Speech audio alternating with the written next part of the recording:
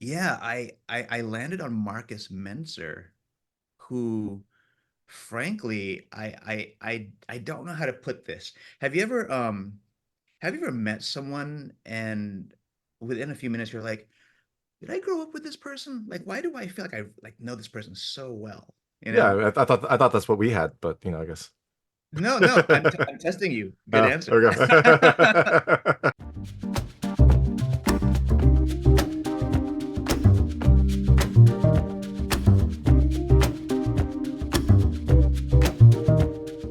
Hey everyone, it's David Stark from Watch Our Past, and I'm very excited to talk to HP Mendoza about one of my favorite films of the year, The Secret Art of Human Flight, which is already out. It premiered at Tribeca and then came to digital on August 23rd, 2024. I'm going to talk to him right now, and while you're watching, if you can like and subscribe to this movie, that would be fantastic. Also, a lot. Thank you. So, thanks so much for joining me today. I've got HP Mendoza, the director of one of my favorite films of the year, The Secret Art of Human Flight, which premiered at Tribeca, and it came to digital on August 23rd, 2024. It is a wonderful, whimsical, but like heart-wrenching and heart-filling film. I absolutely adore this film. It has such a unique style, a wonderful sense of humor, a fantastic cast, and it just tugs at your heartstrings in all the right ways. So I am very excited to talk to you, and thanks so much for joining me. Thank you for having me again. Of course, of course. No, I'm excited. So, like, full confession, the main reason that I wanted you on again is because, like, I have this philosophy. I think it's probably fact that if I interview you twice, we are now friends. So I got you in my claw. Actually, that's kind of how I treat just people like IRL too, right? Yeah, exactly, exactly. You Yeah, meet them once, that's like, oh, I know that person. You meet them again, you're like, okay, now we have a connection. So, exactly. All right, so perfect. let's be friends then. Come on. All right, like friendship bracelets. Let's go. Now.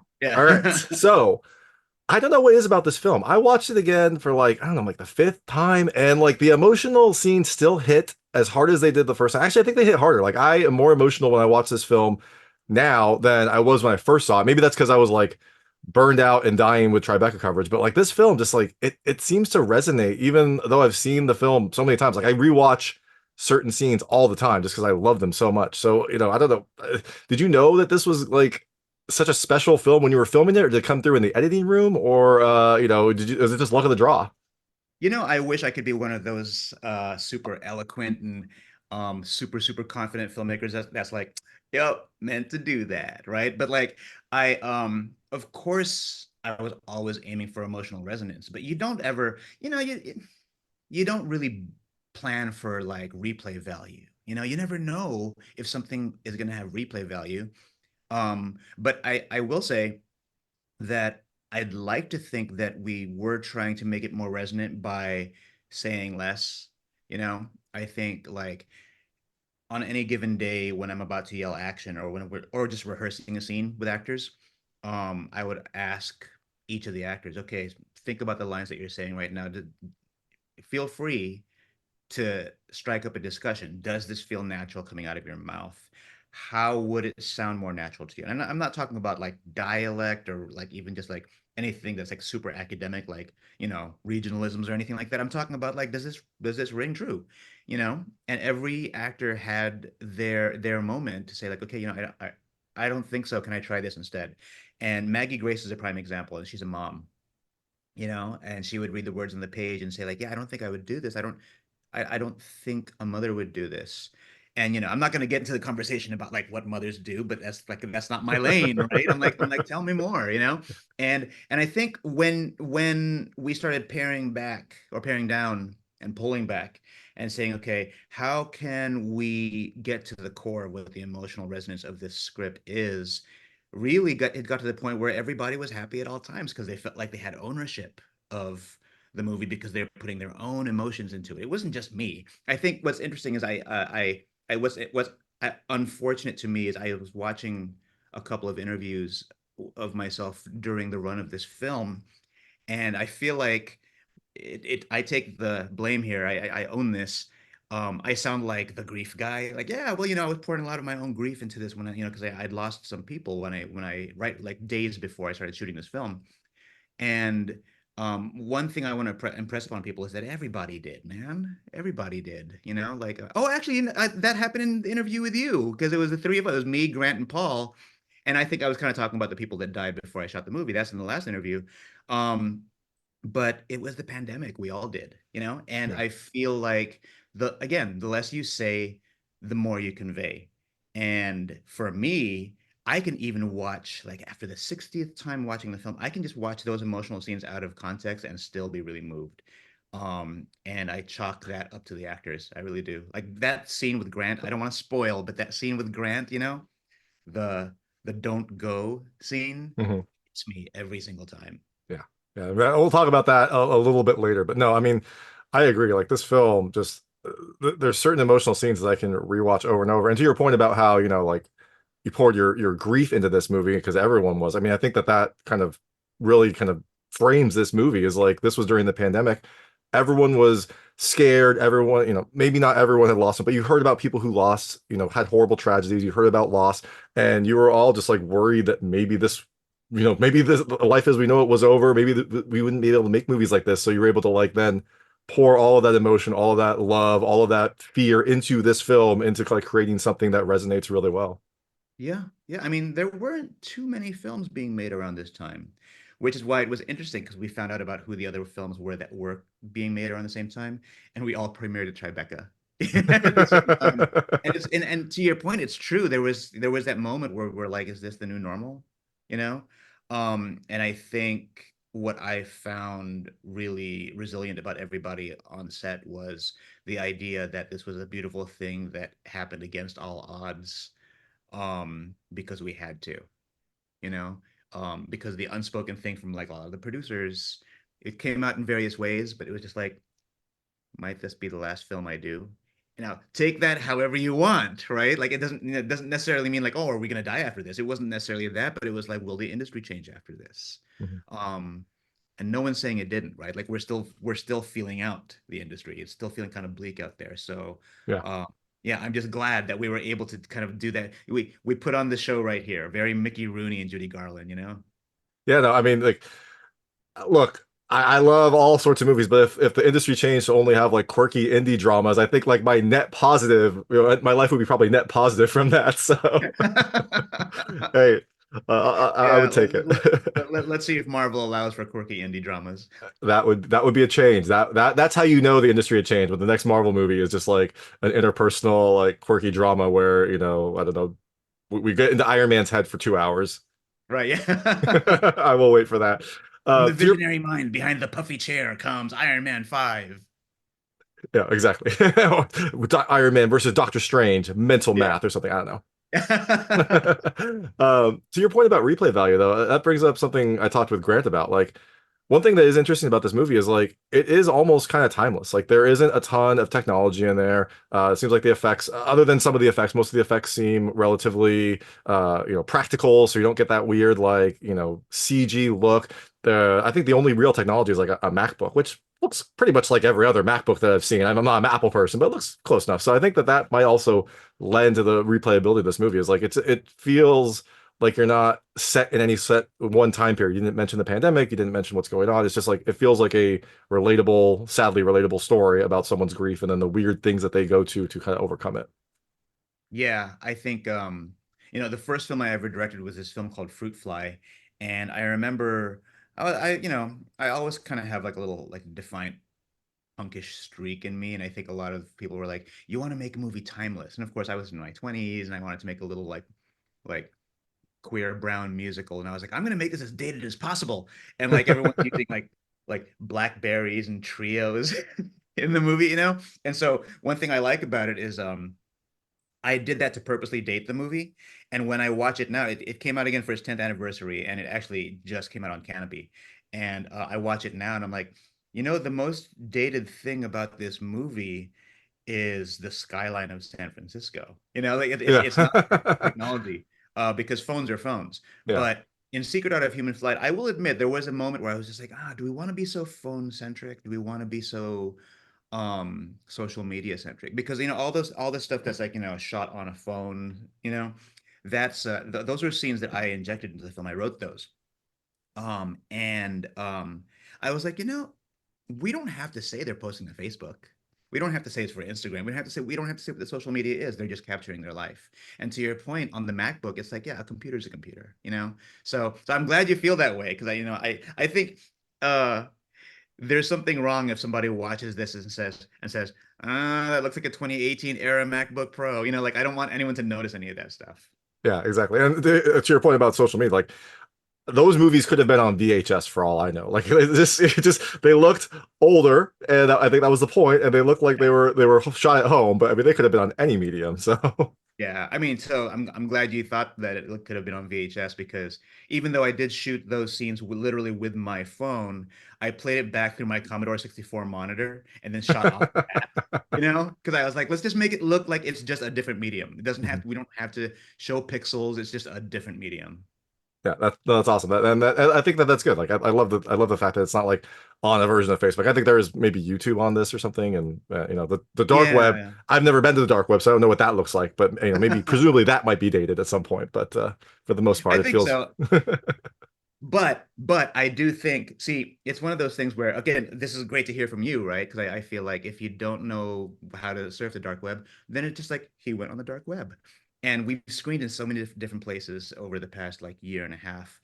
And there's something, because I'm in San Francisco, and there's something so funny about the screenings that we've had in San Francisco. For the first time, when you see him downloading a Tor browser and you see it like downloading that huge file and it's being updated, the audience laughs. I'm like, oh yeah, this is such a tech-centric city. Everybody knows what the Tor browser is. No other city has anyone laughed at that. And I'm like, okay, so only in San Francisco will that scene be dated. Yeah. So San Francisco is all about drugs and hitmen and all the illegal things you can do on the dark web, apparently. Exactly. Yeah. And of course, yeah, I've never used a Tor browser. I've never been to the dark web, of course. Sure, sure. Yes. And you and I have never made transactions there, right? Of course not. I don't even know. I don't even know what your dark web address would be. So I know kind of how Grant got involved. I guess you and Grant were like Instagram stalking each other for a while, but Yeah. how did you get the rest of this cast involved? Was it just like a normal casting call? Had you worked with anyone else before? This was a chance to sort of start anew because I was working with production companies I'd never worked with before. And I think, if I could be really honest, when I walked into this, I was walking in a little trepidatiously. And that's not to say like, okay, who are these guys? I don't know if I could trust them. It's more like I want to make sure that people know they can trust me, you know, because if there's one thing that I do know about myself is I do like getting my hands on everything. I like being able to touch everything. Like I edited the film, I composed the music, but you can't walk up to people. You can't walk up to producers who've never worked with you before and just demand that, right? So I think what I really wanted to do was get to know who their people were, and so Tina Carbone, who producer extraordinaire, she and I became fast friends. Like she's produced over 70 films. She's suddenly blowing up on social media right now because of all the films she's produced and because she directed this great horror film last year with Lucy DeVito in it, and now she has a new horror film that just got accepted into a bunch of festivals. And so I've been texting her. I'm like, man, you are blowing up. But anyway, she is Ride that known. social media wave. Have her post about your film too. Just keep going. She's a gem, and she calls me a gem. I'm like, okay, whatever. We could be a couple of gems. That'd be great. But she just has this pool of people. She's known. She's just known in indie film for just having a pool of people that's just like super vetted, but not just for their talent, right? It's also like, okay, well, how do they work on set? What are they like as people? Tina is just like the ultimate judge of all that. Tina Carbone is amazing, and so you know, Grant threw people at me, Ben Wiessner threw people at me, and Tina threw people at me, and Tina had the hugest pool, and I was just super curious about these. And I love that she was giving me reels for DPs.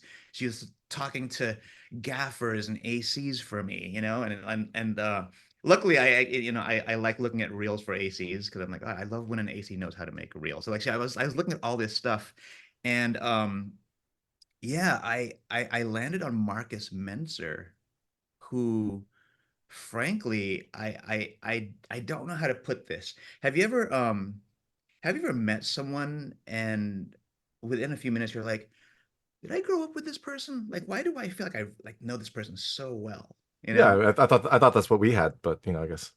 No, no, I'm testing you. Good Oh, answer. okay.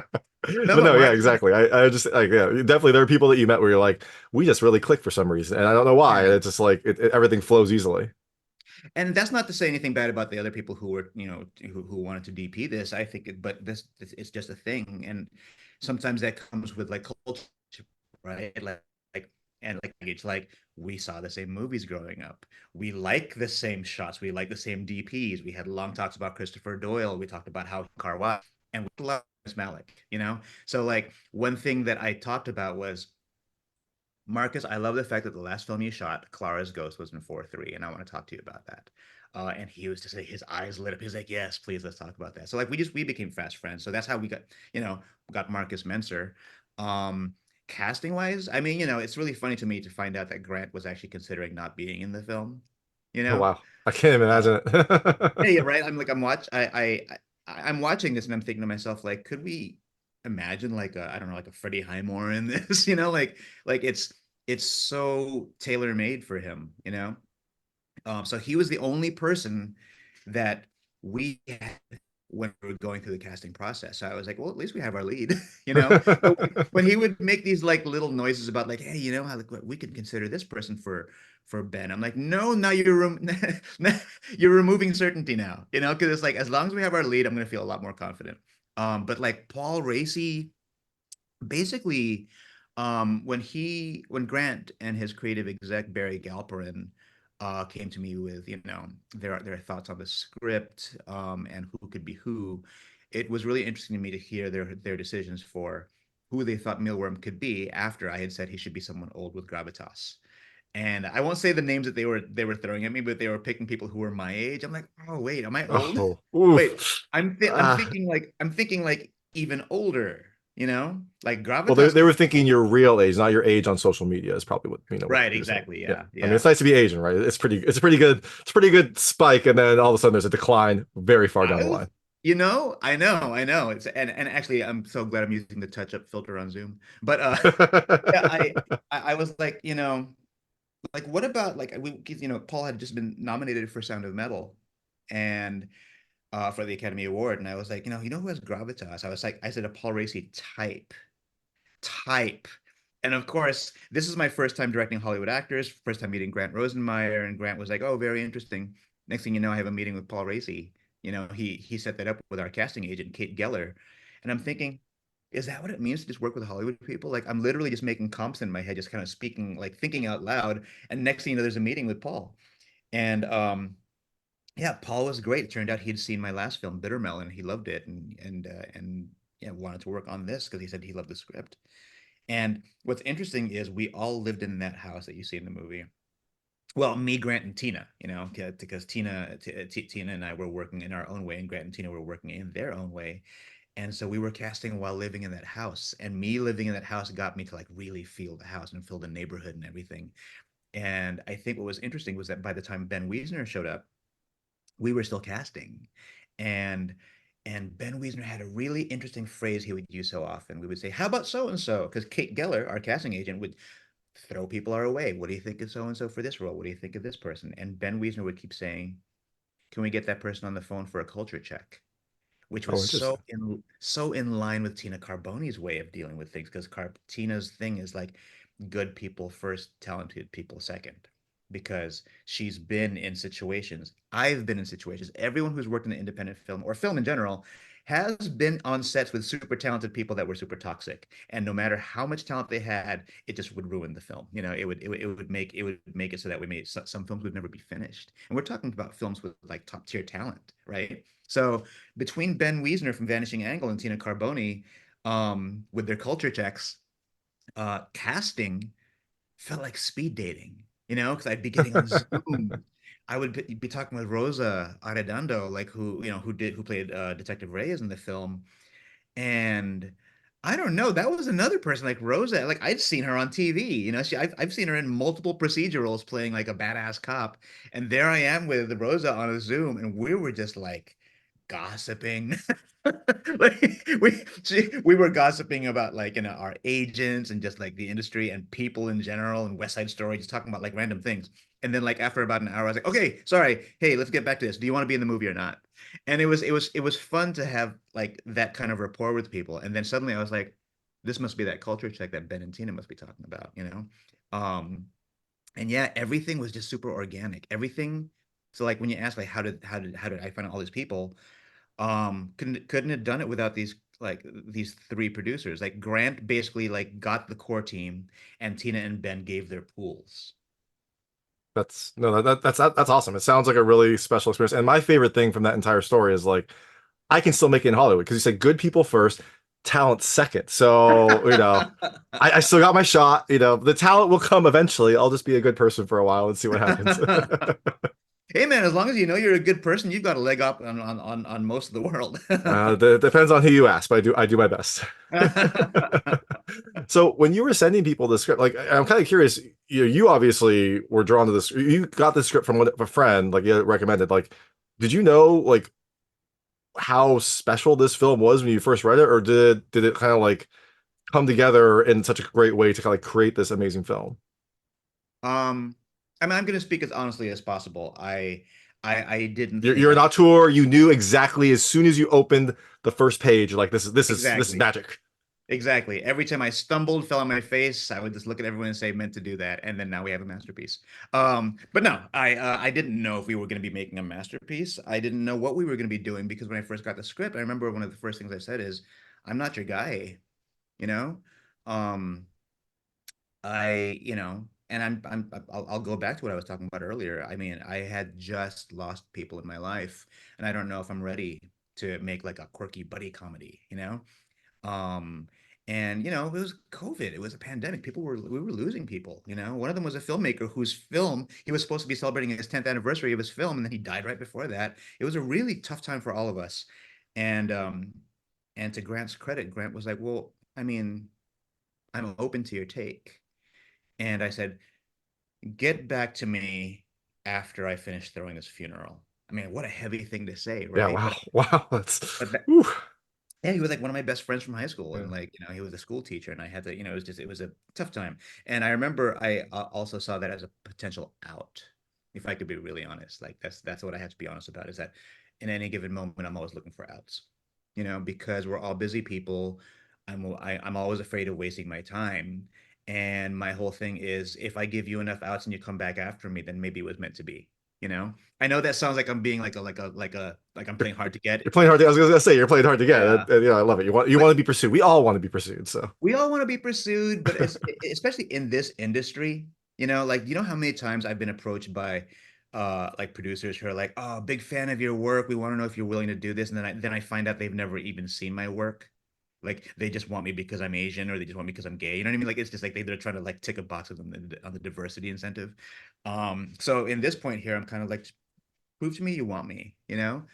And so when I finally got back to him, I was like, I think the script's, it's close. And he and Barry were like, we think it's like 80% there. And I said, well, what work have you been doing in it? And Grant had been doing a lot of work on the script himself, like he was writing and he wrote a lot of Mealworms banter. He wrote a lot in there. Grant has a very vaudevillian sense of humor, or as Ben Wiessner says, he has Borscht Belt humor, which works. It really works because Grant, I don't know if you feel this, Grant, if you just like listen to his voice, like you don't look at his face, or you don't look at his persona, just listen to his voice, there's something transatlantic about his voice that sounds like he could be a character from a 40s film, and he brings that humor with it, and I was like, that really works. But so one thing I said is I'm not ready to make a buddy comedy. Frankly, I feel like if I were in a situation where I went on the dark web and Mealworm showed up at my house, this is a home invasion film now. Like this is like and you have to understand I come from a place where like I'm constantly either trying to make a musical film or a horror film. And Grant was like, "No, I know. I saw I Am a Ghost." I was like, "Oh, so you've seen my work?" He's like, "Dude, why do you think I'm calling you? I saw I Am a Ghost. I said I want this guy." And I was like, "So you would be willing to let me inject horror elements into this?" He was like, "Dude, let's do it."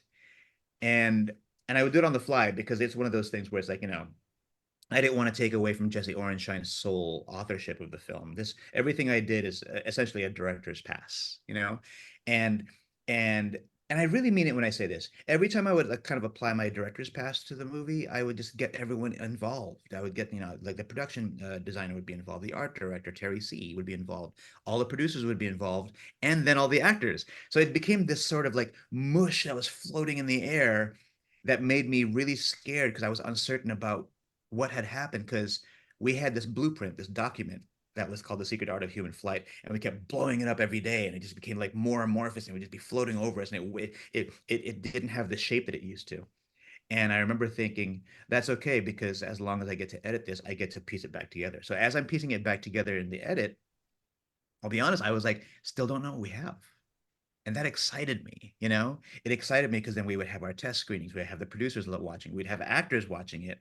And I think by the time we were done, what we felt was, well, we're moved. And if we're moved and we believe that we're good people, we like to think that other good people would be moved by this too. What we didn't know was how well it was going to do.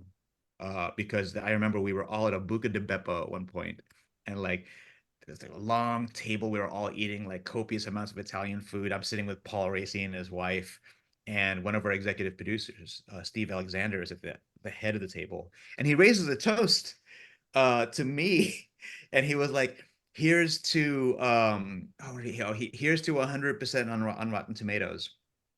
And I didn't mean to be such a smartass about it. I was like, yeah, sure. But you know what? I'd be happy with 67. And everyone like swung their heads and looked at me. They're like, what are you talking about? Why would you wish that upon this film? I said, because some of my favorite films are 67%. You know, like some of my favorite films like 48%. Like the tomato meter. I had this thing about the tomato meter. I think it's a flawed system, right? And I also feel like a lot of films that are 100% kind of dubious to me because it's just like I don't really like I don't seek out movies that were made for every single person in the world, you know? Mhm. So Yeah. if it hits 100%, I'm like, how manufactured is that? But anyway, I'm eating my words now because now Steve Alexander, that executive producer, he will actually kind of text me. He's like, it's been this long. We've been in theaters for over a month. We are now streaming. We're at 93%. How's that for your 67? I said, hey, I didn't say I wanted 67. I was saying I'd be happy with it, you know? So even with me saying that, I'm like, that kind of proves to you. It's like, I didn't know we was going to do this well. I'm happy. Yeah. Well, no, it's I'm glad that you would have been fine with 67, although it is definitely much better than a 67% movie. Although I agree with you, like sometimes if something's 100%, either it's amazing or clearly something wrong. There's some movies where like I put in my review and I checked and they're like, oh, it's 100%. Like I didn't like that movie at all. Very few, but occasionally, occasionally I mean, happens. haven't you seen that? You've seen that. You must have seen like Yeah. sometimes a movie will come out, it gets 100%, but because of the way the tomato system works, you start clicking into every review, and 100% of all the reviews say it's all right, and that just means that they're all fresh. You Yeah. know, it's not like they got an A plus. They just got a bunch of critics that didn't hate it. You know. Yeah. Well, you have a lot of critics that didn't hate it. So there we go. And I do And thank love you for that, David. I do love the story arc here where like it starts, you know, COVID, we have to go into this small house Zoom meetings, and then it ends in like Buca de Beppo family style giant, party celebration. It's like the arc of our civilization is the kind of the journey of this film. Right. Moral of the story, everything, all roads lead to Buka. Yeah, exactly. And copious amounts of Italian food. That's the Yeah. best way to celebrate life.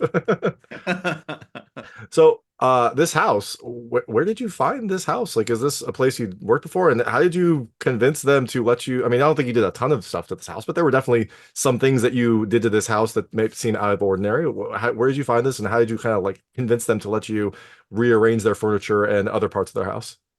I'm going to attribute this to Grant's kind of like Mickey Rooney attitude of things, let's put on the show right here. That's him, right? And I think for me, I read the script knowing that the plan was to shoot this in the suburbs of Chicago. And there were two things on my mind. Then where's the mountain? Right? What tall mountain are we going to be jumping off of? And two, why? Not that I have anything against the suburbs of Chicago, but that's where his last film was shot, you know, Come As You Are. And Grant admitted, he's like, well, that's where the investors are. And I thought, well, okay, can I throw something your way? Like, I mean, I honestly, when I read this, I think to myself, I just I see a faded Norman Rockwell painting, you know? And he was like, tell me more. I said, this is my first time, reading something that allows me to like paint a picture of Americana. And I just see Norman Rockwell. I see the Northeast, and how interesting would it be to capture that for this story? Because I feel like, and again, no offense to the Chicago suburbs, but I just kind of feel like if we were to shoot there, um, there's almost a statement being made because he was showing me certain areas. I'm like, there's almost a statement being made of seeing like the steel towns and like like just seeing the industrial side of Chicago. And I've been part of those conversations where people will ask me, it's like, are you making a socioeconomic statement by setting this in Colma, California? I'm like, not necessarily. And in this case, I'm like, let's be very, very explicit in the story we're telling. This is a fable, you know. Let's tell that story. So it was great because what happened was, that's when I learned that Grant was from Connecticut. He has family in Connecticut, so he understands the area. I was saying Massachusetts because that's where my husband's from. He's from Massachusetts, New Bedford, Massachusetts. Good Portuguese boy from New Bedford. And Ben As they come. Exactly. yeah. And Benjamin Wiesner from Yeah. Massachusetts. And I was like, oh, this is all lining up.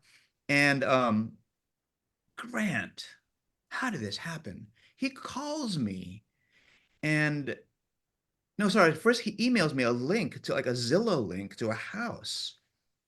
And he's like, "What do you think of this house?" I said, "That's okay. It's that could work."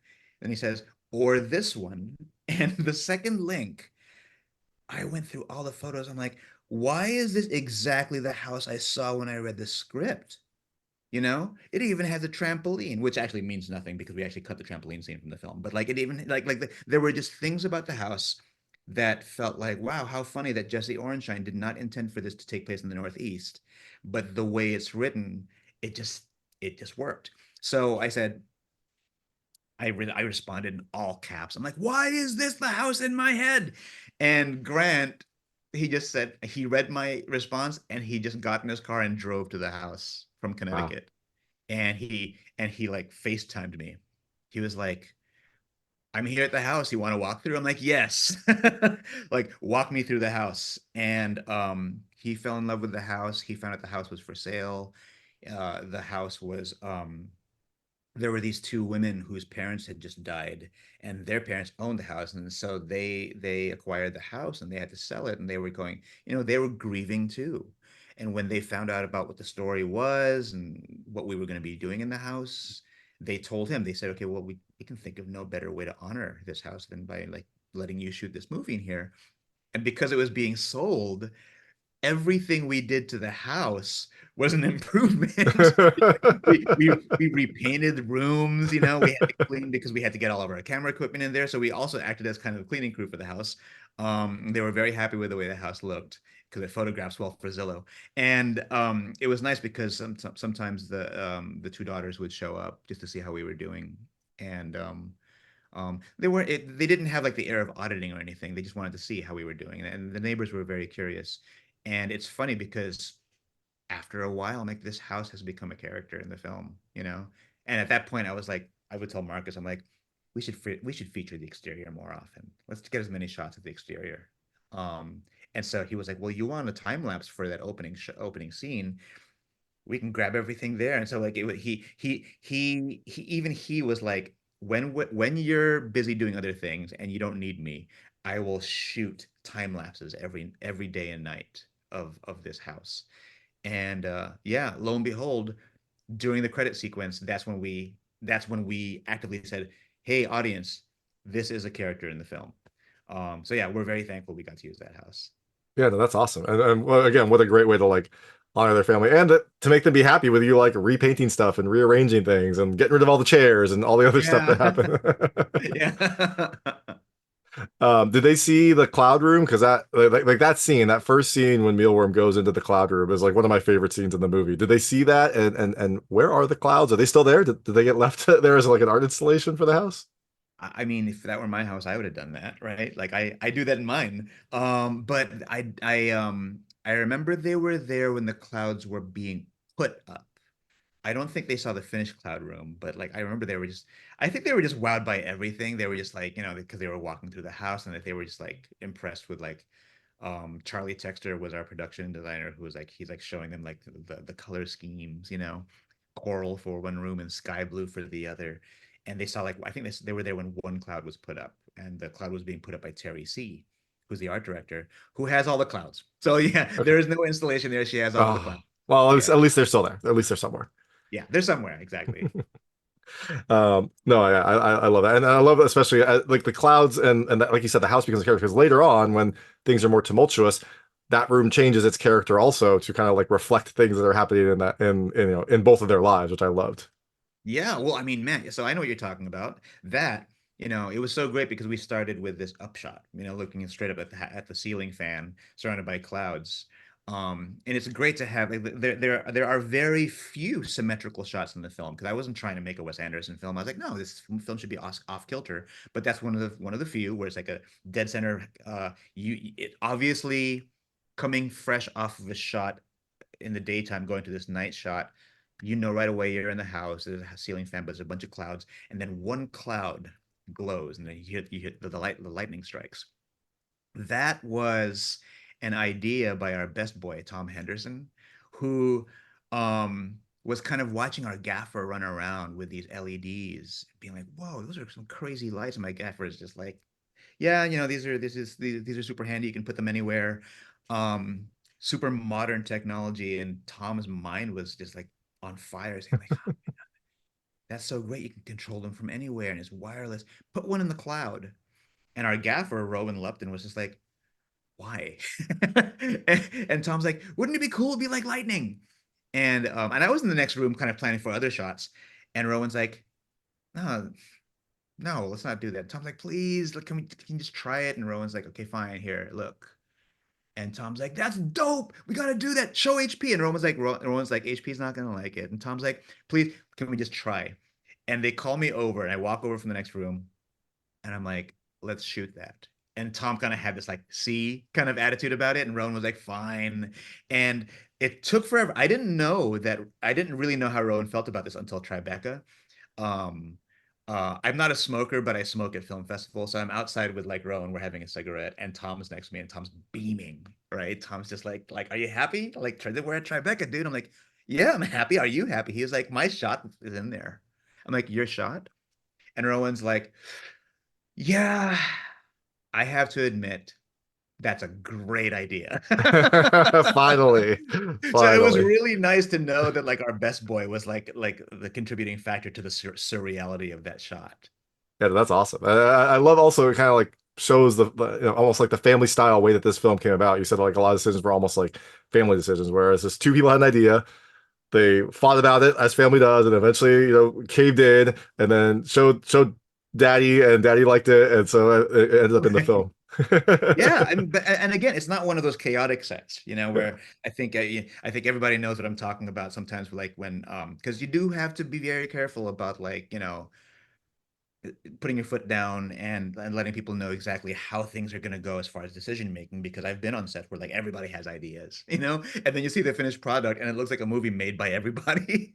But like no, this is one of those things where people, I think everybody that was chosen to be on this set, they were all creatives. Like our DIT, Dustin Hahn, who I think is like one of the best actors. If you get a chance to see like Parent Teacher, one of the best short films, single take. Dustin Hahn, fantastic actor, fantastic actor. I fanboy over him. So I'm shocked he was my DIT. Like he's handling my files, but he's on set with me. You know that scene, that shot where Ben throws his MacBook away in the trash can, and all you see is the top of the trash can. That he like closes it and walks off. Yep, yep. Um, and we had shot listed that in a very traditional way, and mostly because I was like, to me, the crux of that scene was the Winnebago like coming after him, and it had to look dangerous, and so I was focused on the danger of that scene that day. So it was really nice because Dustin kind of walks up to me, and he's all he has is our like files on the brain. He's just like, "Oh, okay, like how many shots are we gonna have this day? I'm gonna have to make sure to catalog this in a very specific way." And then he kind of leans over to me. He goes, "By the way, wouldn't it be funnier if we actually just left the camera on the empty frame?" And then he comes back, reaches in, and then smashes the laptop. I'm like, "Good idea." And he was like, "You don't have to use it." I was like, "No, we're literally gonna do that right now. Hey, Ben, Grant, come back here. Dustin has this idea." And I'm sorry that scene, it's true because I was so focused on the danger of it and focused on the suspense. I'm proud of that part, but I didn't have any ideas on how to make it whimsical, you know? And Dustin did. So again, it was one of those things where it's like I think everybody got the rhythm of the movie, and like and everybody just wanted the movie. Everybody knew that we were all working together to bring the script to life, and that was just I don't know. That was the freedom that we all had. Yeah, no, that's awesome and great. It was a great shot. Sad for the MacBook. I'm sure the MacBook was not happy with being actually destroyed rather than just being I like put in the know. trash can. But hey, That you, killed you me. gotta sacrifice for your art. Yeah.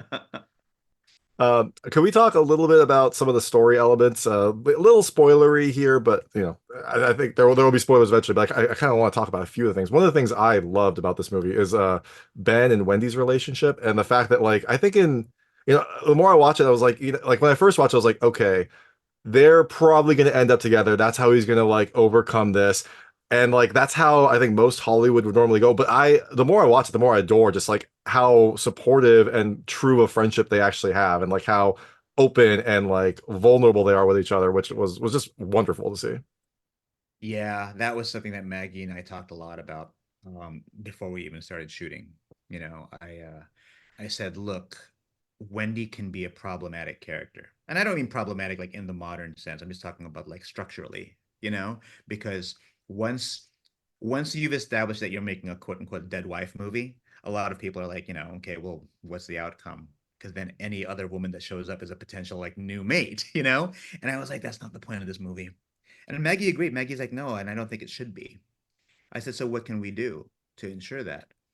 And again, it's down to like even just the little tweaks of the script that make it so that way everything that rolled out of her mouth felt like she was contributing to the story. Because I think a lot of times, and as someone who has done acting myself, sometimes when you conform and adhere to the script so much that you really just want to make kind of show off your acting chops, you don't take as much ownership of the entire story. You kind of take ownership of your scenes, right? And I love that Maggie really cared about like, well, what does this mean for when I'm off screen?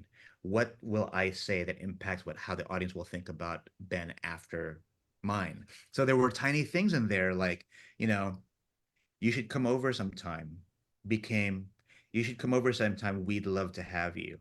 Like tiny little things that are just like it doesn't it doesn't say stay away from me. I don't want to have sex with you. But it kind of these are little signals to the audience that are just like, wow, no, this is just genuine warmth. This is neighborly love. And I think what was the most important for me was figuring out who Wendy was, not just to Ben, but to the audience, you know? Um, because I think it's easy to say, oh well, for Ben, like she's sort of the guide, she's the pivoting force that reveals to him exactly what it's going to take to let go, right? But I think for me, what I wanted to, what I and for Maggie, it was important to me that Wendy be the audience's glimpse into what Ben's future can be, Yeah, exactly. that there is an other side to grief. And I love I love the two ends of two very specific lines in the movie.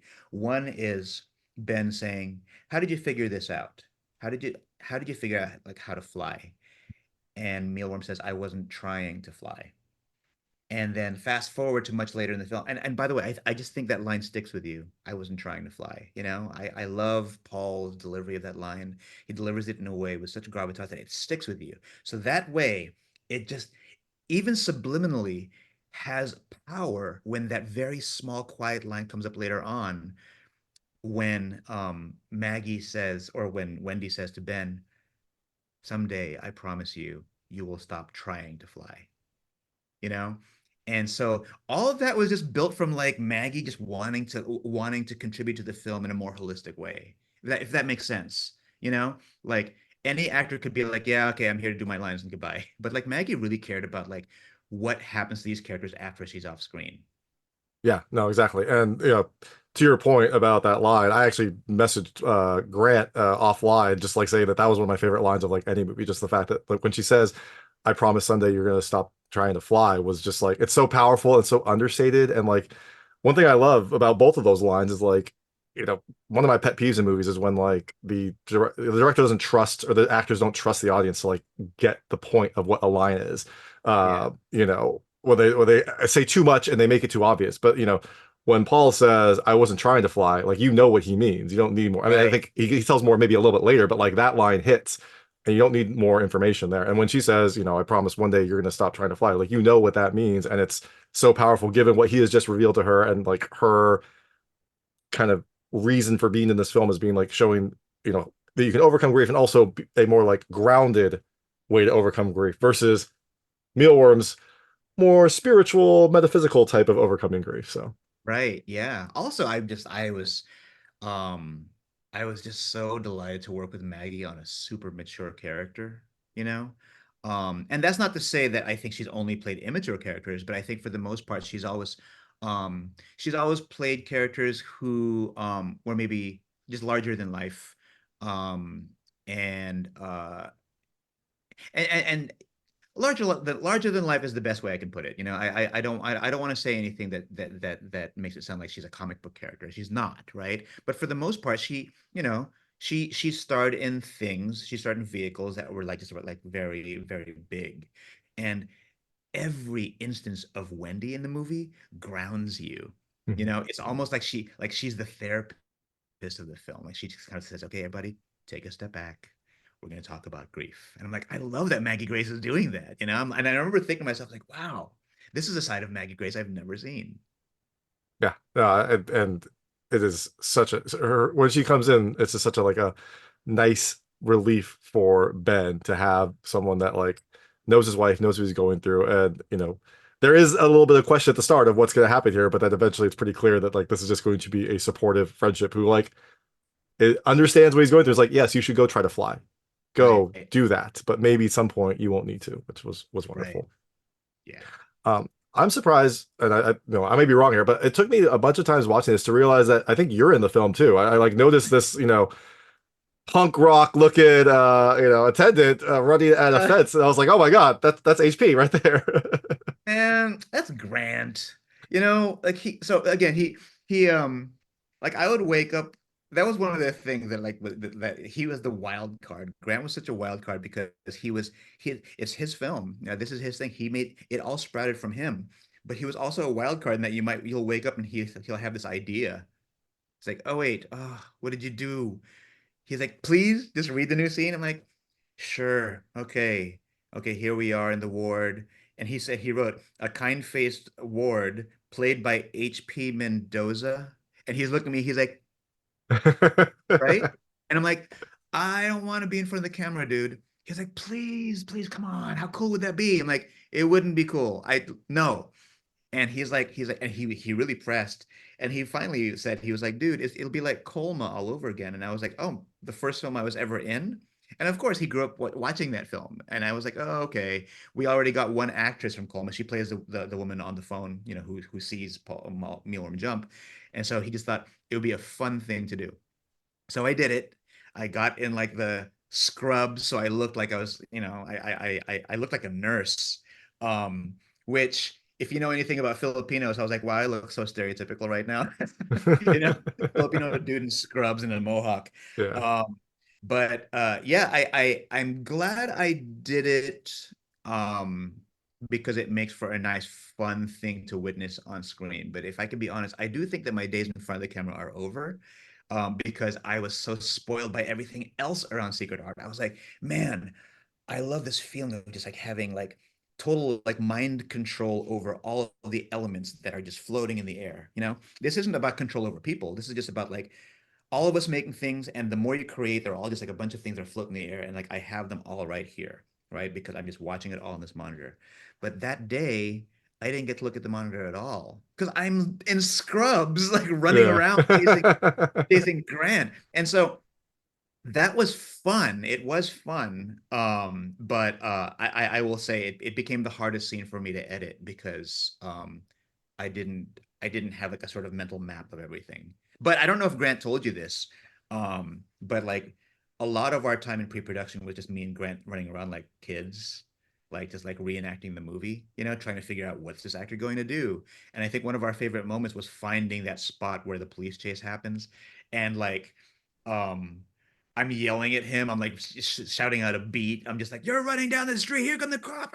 And like I'm shooting this. And I'm like using my hands, pretending that like they're cars. And like it's so great because I would do this, and then you would see him in the back, and he would literally like jump over my hand, you That's know. amazing. And That's and I posted amazing. it to YouTube, and it was one of those things where I'm like, what I love is like watching that version that we shot on my phone and then watching the version of the movie. I'm like, they match, you know? And a lot of that has to do with me being able to mentally map things. So as much as I loved running around with Grant on that day, I'll probably never do that again. And I also love that it feels very much like, like you're back to almost being a child, like playing with your friend and like how you probably got into filmmaking. That's kind of exactly probably how it was. You're just like running around with your friend, having some fun shots, messing around, goofing around, and then just like in your head building this film from what you had around you. Yeah, well, I mean, man, everything's play. I feel bad for people who don't want to play. You know, like it's all play. I get it. It's serious because there's a lot of money involved and it is a job. We're all hired to do these things, but in the end, you're making entertainment. And you can tell, sometimes you can tell when there's a piece of entertainment made by people who are not entertained by it, you know? And the thing is, Grant and I, we were just entertained we were just so delighted the whole time through. You're just like, if we're the only ones that watch this, hey, it'll still be fun. It'll be a fun project. Yeah, I mean, honestly, that's how I approach everything. I'll never forget Yeah. the first interview I did for a film that I was in. And it was the Philippine News. It was for Colma the Musical. And it's like, who is your demographic? Who are you thinking of? And the director was Richard Wong, and he's like one of my oldest friends, and he just did the valet for Hulu, and Come As You Are with Grant. And we were just like a couple of punk kids, you know, like we had just been, we were acquired by Lionsgate. We're like, oh, cool, right? But like they were like, well, who's your demographic? We're like, we don't know, man. Like we did it, us. We're the demographic. We made a movie for us. And I'll never forget it got turned into like the article came out and she was like, they clearly don't have anyone in mind for their audience. And I was like, oh, that's one way of seeing it. But I will always only be that guy that just kind of does things because I think it's cool. Yeah, the other thing is like the other option there is like we don't want to make something by committee, which is probably a virtuous way to phrase that. I know, yeah, yeah, but you know what's really funny? There are people who really value things that are made by committee, and I get it. You know, I get it. There are some things on my shelf that were made by committee, but I still like them a lot. But like that's just not me. Although, what's really funny, I feel like I'm being a hypocrite now because everything I just told you just kind of shows how collaborative we all were. Um, we were like from Dustin having the garbage can shot to Rowan and Tom Henderson, our best boy, doing the lightning shot. There's a difference there though, right? Like you know what I mean? Like isn't there that's not necessarily by committee. We're not a boardroom. Yeah, exactly. You're not wondering like, is this going to help our bottom line, or is this going to Right. like play well with demographics? Like, is this gonna be cool? Is this gonna be fun? Is this Right. gonna be funny? Yeah, it's very different. Very I was different. approached recently, like very recently, by I was hit up to consider doing a remake of a film. I can't say what the film is, but it was I was just recently asked for a take, and I was delighted because of course I could when you're asked to do a remake, it's like oh you know, I'd love to do a remake. Like Richard Wong, one of my closest friends, he got to do two remakes. I'm like, man, he did two American remakes of foreign films. I would love to do that. So I was tapped, but I think the thing that got to me was the producers kept talking about market research, you know, and like it was one of those things where I think their original film was like lightning in a bottle to them, and they wanted to recapture that. And I was like, I don't think I'm your guy. You literally need a board for that, you know. Yeah, yeah, exactly. So I politely declined because I'm just not I don't have an MBA. You know what I mean? Like it's like I'm a chaotic artist. Like it's your job to like figure out the market research, you know? You are chaotic good in the Like, indie terms. Maybe neutral, depending on some of the things you've I'm done. more chaotic neutral, yeah. Yeah, exactly. Can we talk quickly about the end scene because that is, again, one of the more powerful scenes in the film. I think it's kind of like the hallmark scene. So, were you just waiting for these clouds to show up? Because when I watched it again, I was like, when Grant first goes up there, it's clear and beautiful, and then when he goes up there in the finale, there's just this amazing clouds. I know that that was real. I know that that was just like fate, God, whatever you want to say, helping you. But like, were you waiting for that to happen, or just happen to be like, hey, we're gonna film this? Oh my God, this is just like an amazing, amazing shot. Um that we were waiting. We had to wait.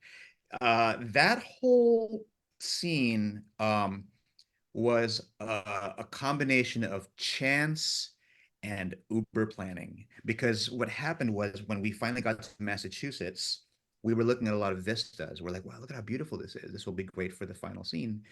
And Grant and I would like kind of drive around looking for vistas. And I remember Grant said, "Oh, I think I found a vista. I'm going to take you there." We went there. I had my phone. We're acting the scene out again. And I said, "But how are we going to make this look like a cliff? It's a vista, but not quite a cliff." And he'd say, "Well, we'll have production design something to make it look like a cliff." And that's when Benjamin Wiessner was like, "Or we go to a cliff." And Grant was like, "Where do you go for that?" And he was like, "We will go to the highest point in Massachusetts." So he drove us the next day to Mount Greylock. And it was unfortunate because it was a foggy, wet day, and all you could see in front of you was just white. We couldn't see anything. And I was like, "Oh, we just drove an hour to see whiteness, just like pure wall of white." And Some would say but that's Massachusetts in general, but yeah, uh, yeah, that's the good old WOW. But there was something about it that we knew would work, because we went online, we saw the pictures, and we're like, well, let's plan on this. So we planned on it. Tina Carbone again, like just like, she's such a great machine for this stuff. She was like, knowing that it's going to be, potentially a wall of white, let's build in like enough time and just like enough that we can do all of those scenes. Like we can do the reverses and we can do all the things leading up to that and wait until the clouds clear. And I actually decided to post a video of us waiting for the clouds to clear. It's a time lapse that my AD Mark Farrell shot. I didn't know he was shooting that. He just kind of set his phone up like on a rock while we're all waiting. And it was great because there was a moment where the clouds cleared, and I was like, "Look how gorgeous this is!" It cleared really quickly, and because we got there at like 5 a.m., we're like, "We're just gonna sit here and wait." All of us were just sitting there and waiting, and I love that everybody was just so excited to be up there. Like Maggie was like, "Oh, it's beautiful up here." Um, Paul Raci was there too. It was so great. Like he wasn't even in the scene; he just wanted to be there. It was great. And by the time it cleared, I remember like my DIY punk attitude showed up where I was just like, "Yeah, shoot, come on out. Now, DIY, this is like guerrilla filmmaking at its best." And then there was another voice that stopped me. I was like, "Or not.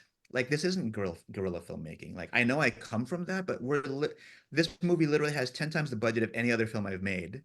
We can afford the time because Tina built it into the schedule." And Tina's like, "We can do it if you want." I was like, "But it could look better, couldn't it?" She was like, "Everything could always look better." So if you watch the video that I posted, it's like when it first clears, it looks amazing, but like we sit and wait a little bit longer. So like the time lapse, you wait for like 5 more seconds and it looks even better, right? So what you see in the movie is like just us waiting for that perfect moment where it's like just the right ratio of blue sky to clouds. And to this day, I always have to explain to people because people are like, "Wow, that's some crazy green screen work." I'm like, "That is not green screen. We were up there in the clouds, 3,000 feet in the air." that is old school filmmaking at its finest. I love it. It absolutely is. Yeah, and I loved it. I was like, "We're making a movie." Because that's the thing I keep telling people. Like I think like I was just at USC with Grant and Paul recently, and there were a lot of people, a lot of students. A lot of them were directing students too. They weren't just like, I thought there would be mostly cinematography students there, but there were a lot of directing students, and you know, I do know that telling people how to direct a film is a sort of an amorphous thing. You can't really teach someone how to direct, and I know that, but I hate that that just makes it so that way there's no answer for people who ask, "How do you direct a film?" So I said to them, you think about when you were a kid and you would run around with your friends and you would say, "Okay, this is the thing we want to do," and you have a lot of fun.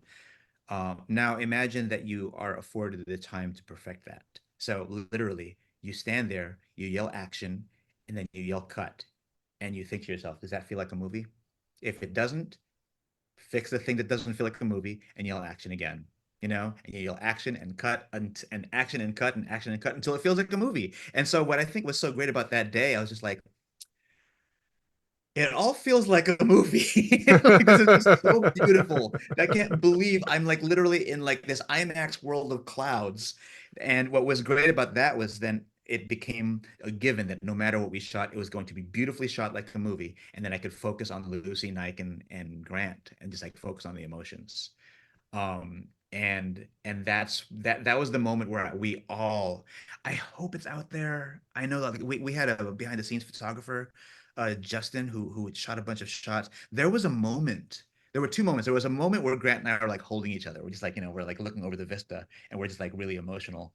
But then there was an extra emotional moment where we knew we got the scene. And like me, Grant, Lucy, and Nican, we all just like huddled and we just like cried. And like there's a great shot of us out there somewhere of like just clouds, a cliff, and all of us just like crying and holding each other. It was beautiful. That's awesome. No, that's amazing. And also, like, wonderful to hear in an indie film you say that we had the time because you never have the time in an indie film. So, like, that's some amazing planning to be like, no, we can wait. We don't have to like, we don't have exactly 2 hours to get this shot because we have to go back down. Like, that's amazing that you were able to like just wait it out and get the shot that you wanted to for this like big, impactful ending of the film. Well, I'm gonna chalk that up to Grant, Tina, and Ben. Yeah. Like it's I because I don't have a producer credit on. This is the first movie that I didn't write. Also, the first movie that I don't have a producer credit on, and each of those three have their superpowers, right? Like Grant's whole thing is like, let's just do it. We can make it happen. And Ben's whole thing is like, I know where to shoot these things. And Tina has this thing. She's like, okay, you two are crazy, but I guess it's my job to make it happen, you know? So she's like, we'll make it so that way we have the time. And she scheduled it out. And yeah, that was a moment where I was like, wow, this doesn't feel like an indie film. And I'm glad it doesn't feel like one to you. Yeah, That's great. no, exactly. It looks like I think I said that when we first interviewed, like it looks much more polished, much more kind of like put together than a lot of indie films I see, and I love it. I love the it doesn't feel rough at all. It feels very natural. It feels wonderful. Uh, Speaking of something that we've talked about before, the ending. I know we messaged over YouTube on this, but like I was curious, are there any other cuts of the ending? I watched the ending multiple times. I like it. I think I would have liked a little bit more uncertainty, but I think that's just me. I think that's how I would have liked to end it with like, you know, he's falling, you hear an explosion, you people see people look up, you see him like flailing and then maybe like smiling and then boom, cut. But I was just curious, like, I know you wanted something more literal so that people actually kind of like knew Do you that think he that's was literal? flying, but well, yeah, I guess that is the point, right? Is it literal? Is it and also is there like a Donnie Darko reference in the ending? Maybe, I don't know. Like, yeah, I guess I'm curious how many iterations did that go through? Are there any other cuts that you made, or was this kind of like your vision from the start? That was my vision from the start. This is the one time I'm going to say that. Like I wanted that because Grant told me that one of the earliest iterations of the script had him like run up and you don't know what happens. He like runs up and it cuts to black. And I was and like there were other iterations of that ambiguity and I really love ambiguity at the ending of films. All my films have the same kind of ending. I'll be completely honest with you. Like I love La Strada or like Knights of Cabiria. If you like one of my favorite things is having her look at the camera after crying and she's surrounded by the circus and she looks at the camera and smiles for a moment and then it like fades to black. One of my favorite classic film endings, and I always wanted to recreate that. So the first film I did, Fruit Fly, has that ending. I Am a Ghost has that ending. Bitter Melon has that ending. And this film, I wanted to have that too, but I wanted it to do it my way because to have someone you're waiting a whole film to see if someone's going to fly, right? And if it ends before you even can see what he chooses to do, well, then that's Birdman. Then that's super powerless, which I was in, by the way. I didn't mean to plug that. Small plug. Yeah, but it was this indie film about a superhero, and it's just like, oh, look, as someone who's at the edge of something, and like he's you don't know if he has superpowers, and who knows? The end? Question mark. And it's one of those things where it's like, then I started seeing other movies that have that, and like I know I grew up in a lot of those movies, and like I said, I love ambiguity, but in a moment like that, um, I started thinking about I don't know if you're a Rick and Morty fan, but I love this one episode where 'cause I love Rick Sanchez. I love what a chaotic, cynical person he is. He was calling bullshit on everything, and like there was this alien played by David Cross who was just kind of messing with his head. And Rick Sanchez ends up in this like white space. Like he goes through a portal, and he's just like surrounded by all white and it feels very kind of ethereal, but it's broken by this one line he says. Rick was like, "Oh God, spare me your Sundance minimalist sci-fi bullshit." And and I remember that thought of like there are lots of times you'll see a genre film that is indie And so because they shy away from showing you anything that looks like it might have any effects in it, it's like, oh, well, it must be the budget. And I thought to myself, I don't want people to think about the budget when they see this film because the truth is, I do want it to be ambiguous. The more you watch that ending, and like, yeah, I'll share, like, spoiler alert, um, when he jumps, even though you're seeing what you're seeing, it's intercutting between things, and you have audio cues that tell me that it might not be happening. You know what I Mhm. mean? And Yeah. I baked that into it because it's one of those things where I love that ever since Tribeca, people have been like arguing about the ending um in like multiple ways. People actually came up to us at the screening. Like there was a couple that was just like, so my husband thinks this and I think that, and that's because he's a pessimist and I'm an optimist, and there'd be a third person saying I think it's actually this, and like everyone's like, whoa, that's crazy. And I love that there are so many interpretations of the ending because if I can be really honest with you, I wrote them in. I made it so that everybody could be happy. It's You put like the breadcrumbs there. yeah, I mean they're there, like it's like shot by shot. Because one of my favorite things to do with people is taking like like an ambiguous scene and having everyone dissect it shot by shot. Like there's an importance to hearing Mealworm's voice during the flight sequence because it's like, oh, is he tripping? So like anyone who gets that thought while hearing that voice then is treated to like a montage of scenes of him in the cloud room. It's like, oh, is he in the cloud room? But then there are people who are like, okay, well, no, but is he still locked up in the psych ward, or did he let go? And the thing is, and I'm just gonna relay exactly what I said to the last group of friends at Tribeca who came up to us to ask us like which one of us is right for like how did it end? I had to tell them, I said, well, I'd have to be a real asshole to like choose one of you to be right. Like Yeah. you Yeah. all enjoyed it. You all enjoyed it, and you all have your interpretation. And I'd like to think, I don't know any of you, but I'd like to think that the reason you all have different interpretations of the ending is because you're all different people with different life experiences. So I'm not going to say that one life experience is more correct than the other one. Did this happen? Yes. Did that happen? Yes. Did that happen? Yes. Thank you for coming. And I just walked away because I didn't want to be that guy that prescribes the ending. Yeah. No, I do take that is a fair interpretation. Like, or not, I can't say it's a fair interpretation. It is what it is. Like, there are enough things in there that make you wonder, is this literal? Is this in his head? Is there something else going on? So yeah, well, the more I see it, like, I get those little hints here and there. And then he also, like, at the end, I don't know what he's gonna do. And I don't think anyone does. Like, you don't know if he's happy, if he's content, if he's going to just like keep flying into that mountain and just like let go in a literal Right. sense. Like, you don't know. I guess you Yeah. don't know. So I mean, even Grant said, like when we were doing the special effects shoot, you know, I was like, I like ending my movies on an ambiguous face. All my movies end with an ambiguous or a face that incites ambiguous feelings because I really believe in discursive storytelling. Like I like having discussions after films. I want my movies to be that because I get to do that because no one's breathing down my neck about like making the most satisfying ending ever, right? So for him, he was like, should I smile? Should I smile into the camera? I'm like, no, because then you're giving too much. You know what I mean? Like yeah, once you smile, it's like, oh, he's gonna be okay. It's like, no, no, no, don't even give that. You know, like I want everyone to bring whatever they experienced right before the movie. I want everyone to bring that into the theater with them. Whatever feelings they have about life or whatever they think success is or letting go. Once you smile, you're committing to one ending. I want all possible endings to be like right there, right when it cuts to black. yeah. No, and there are definitely multiple things that you could do. And I do like that he didn't smile. Oh, it could be if he smiles, it could be like, well, maybe he's insane now. Who knows? Maybe he's finally cracked. Who True. knows? But Yeah. depends on how he smiles. Right. Yeah. Right. I'll have him smile and then there's like an eye tick. Yeah, it's just like a cackling laughter. Who knows? All right, so I know we've been talking for over an hour. I will talk as much as I can about this film, but I also want to switch to, I call it the lightning round. They're just lightweight questions about the film. I want to see how like your personal experiences map to things in the movie. Feel free to skip any of them. I won't be offended, but I try to keep them very answerable. Okay. First question: have you ever used a Tor browser? Yes. Oh, no. Run. Uh, what is the strangest thing that you have bought from the internet? The strangest thing that I have Regular bought. internet or dark web, up to you. Up to you what you want to share. Although maybe look at statute of limitations before you share some things. Yeah, I'm like looking around. How strange do you want me to get? Because like I think like mainstream strange, I'm very proud of this Commodore 64 keyboard. Um, because it came with a Commodore 64 like joystick and like huge buttons.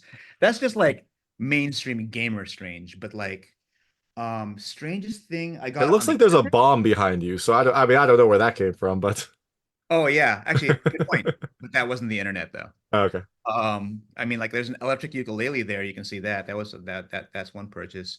Um, I think I'm kind of proving that like maybe I have too many strange things from the internet to actually answer that question properly. There we go. Yeah, But everything maybe is the straight. bomb. Yeah, we'll go with the bomb. That's a good answer. Although it's fake. I'm sure it's fake. I'm sure it's a prop. Disclaimer. That's a defused bomb. Excellent. That's like that was a real bomb. Yeah. Oh, all right. Well, I'm glad it's diffused. I'm glad that Yes. that we don't have any risks here. And yeah, all right, I understand. Yeah, it's just a prop for a movie, I'm I sure. mean, yes, it's a prop. Yep. Totally. What is the strangest way you have had to overcome grief? And maybe it's making an indie movie about the secret of human flight. Maybe that's what the answer is. Uh, that would have been my answer 2 weeks ago.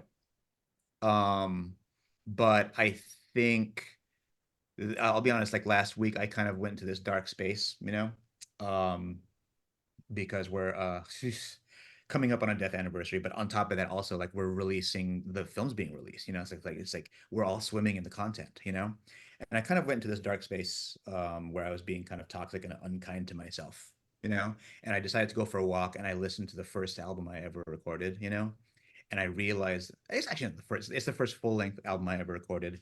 And at the time, I was just writing songs about whatever I was going through. And this was 20 years ago, and it was crazy to realize that I was just writing songs however I thought I was going to be writing them. Just writing fun like nerd rock songs, very kind of they might be giantsy, and then realizing this is like just like last week, and I'm playing this in my earphones, and I was like, whoa, like the 20 years younger version of myself is literally singing to me right now, you know? And it was almost like hearing Maggie say, "I promise you one day you will stop trying to fly." It was kind of a profound moment. You're catching me at a moment where I have this new answer. It would have been Sacred Art of Human Flight, but now there's that. Now it's just listening to your old self give your new self grief advice, which is awesome. I And I like how it comes full circle. wasn't even singing to myself. Didn't or at least I didn't know I was. Yeah. Yeah. Yeah. Well, the universe was making sure you were singing to yourself. That's how it Absolutely. worked. Yeah, exactly. And I believe in that. Yeah. This is kind of related to that. Have you and your husband recorded messages to yourself in the future in case one of you passes away? That's where that came from, Oh God. actually. Oh wow. That All right. one thing I said, and this is no shade, but I think Grant, was like saying like, oh, we need to get a really good actress for the wife. I'm like, yeah, it's going to be really hard to find a good actress if there's nothing for her to chew on. Like there are no lines, like and what few lines there are, I don't know if it's enough for someone to want to fly out to Massachusetts, because especially when the acting pool is coming from like New York or LA.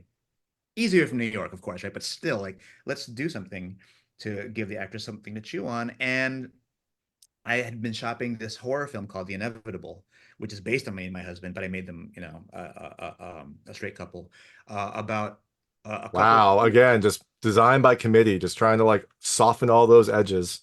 yeah. I was like, dude, let's make them neurotic. Like what's the most neurotic thing you could do?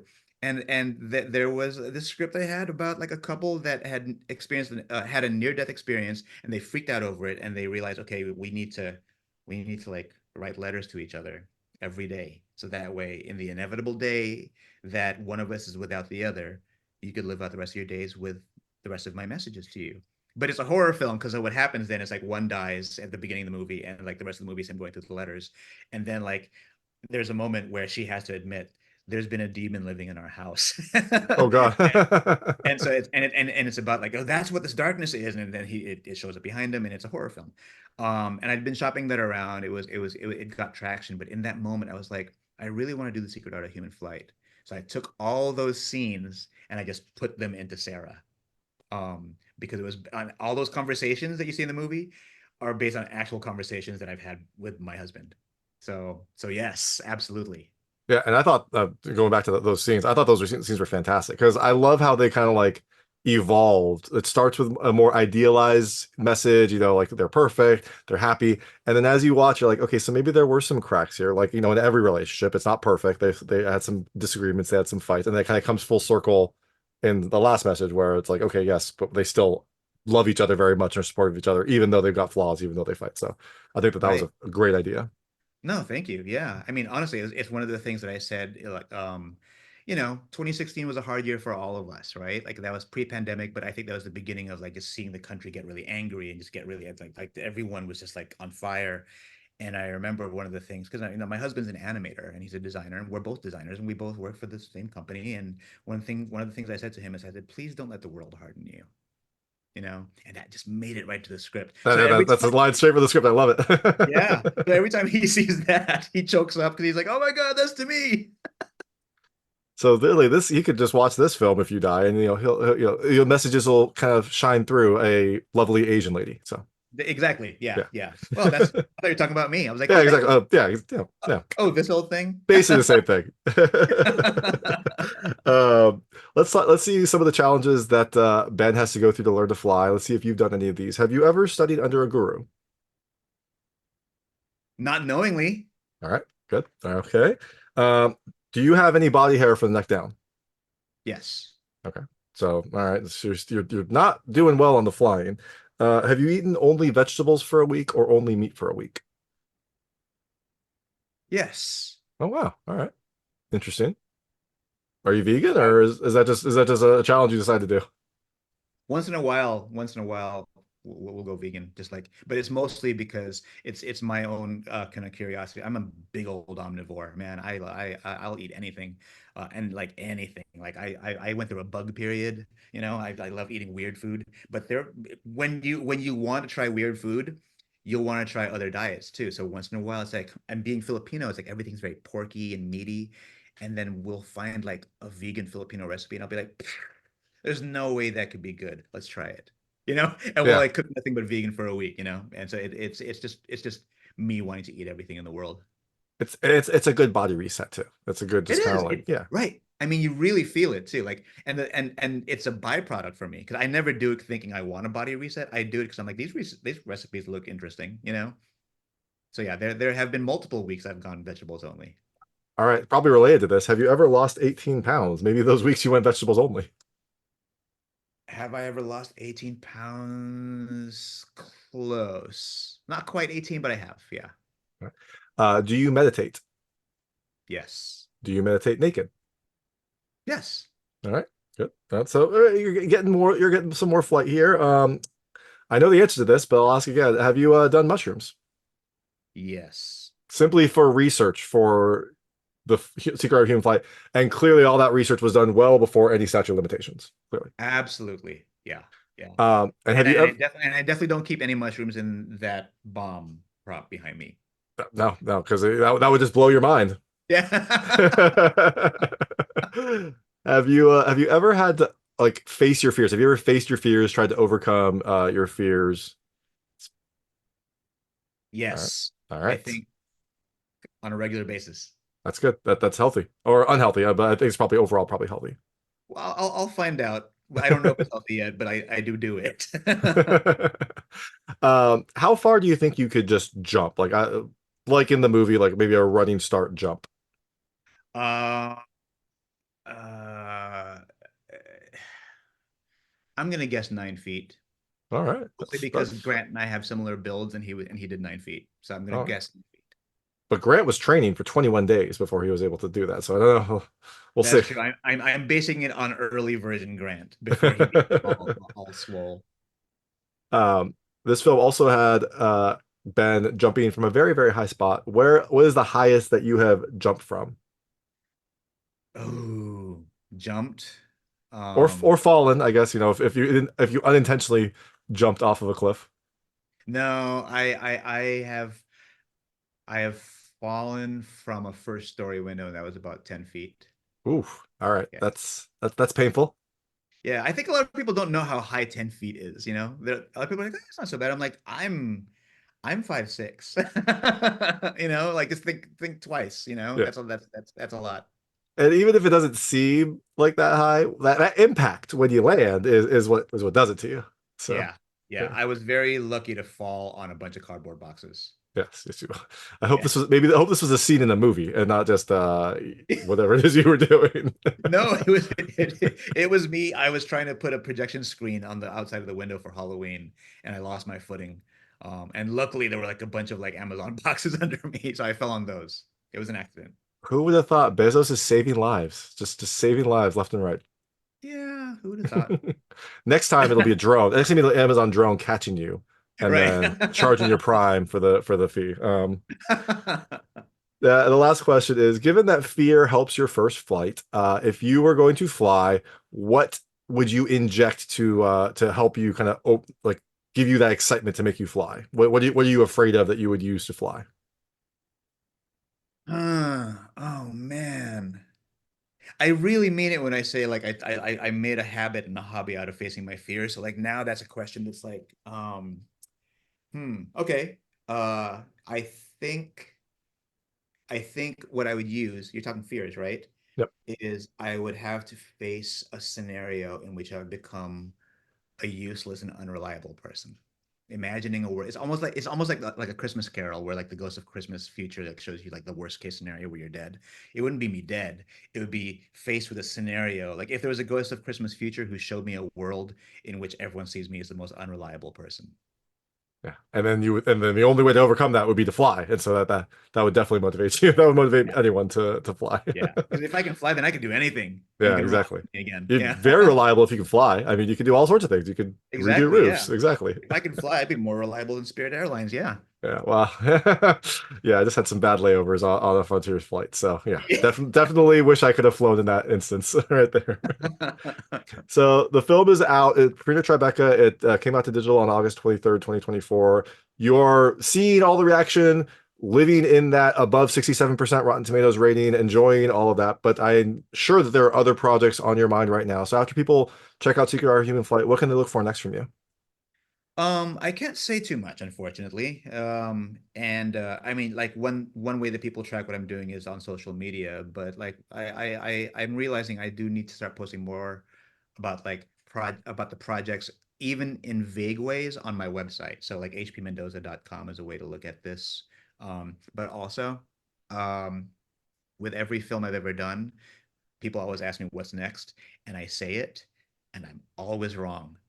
So, you know, because like it's like I might be working on something and then something else comes along. It's like, ooh, shiny thing, you know, and then I start Yeah, directing that. So for the time being, we'll see. Maybe I'm more disciplined now. Maybe I will actually stick to my guns. But I am working on a musical and I'm working on a horror film. Um, and there's actually a Venn diagram out there that shows like, you know, people who are into musicals and people who are into horror films, and where it meets in the middle, it says serial killers. That's me. that's perfect. And I'm waiting for those two movies to combine, and we have another Anna and the Apocalypse movie that I can watch during Christmas. So I'm excited for that.